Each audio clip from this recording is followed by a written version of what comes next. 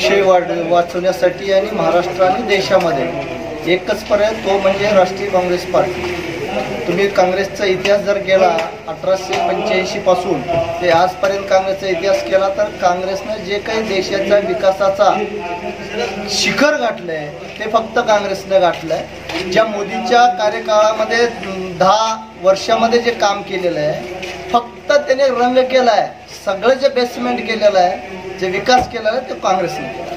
जे आज सोशल मीडियाचा जो काही युग आले ते आदरणीय राजीव गांधींना देशामध्ये आलं. जे सिंचनाचं काम केलं ते काँग्रेसच्या काळामध्ये जे सिंचन झाले ते भारतीय जनता पार्टीच्या काळामध्ये देशामधलं एक सिंचनाचं धरण झालं. एक सिंचनाचं धरण आपण भाकरा नांगल घेतला तर आशिया खंडातला सगळ्यात मोठा तो धरण आहे.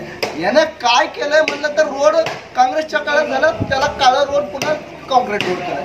अगोदर होता रोड, लाईट आली, पाणी आली, गावागावामधल्या ज्या मूलभूत सुविधा आहेत ते काँग्रेसच्या काळामध्ये.